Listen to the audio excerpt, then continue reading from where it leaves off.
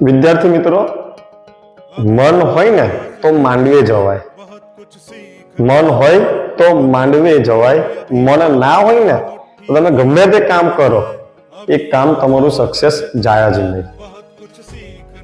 વિદ્યાર્થી મિત્રો, સફળતાની સીડી મગજથી નહીં મનથી ચડાય છે. હમણાં તમે વિચારી લો કે વાંચી લઉં, હાલ વાંચી લઉં તો વંચાય જ ના. પણ જો મન એવું કહી દે કે તૈયાર થઈ જાઓ, વાંચવાનું જ છે, તો તમે તૈયાર થઈ જશો. એટલે વિદ્યાર્થી મિત્રો, મગજથી નહીં પણ મનથી વાંચો.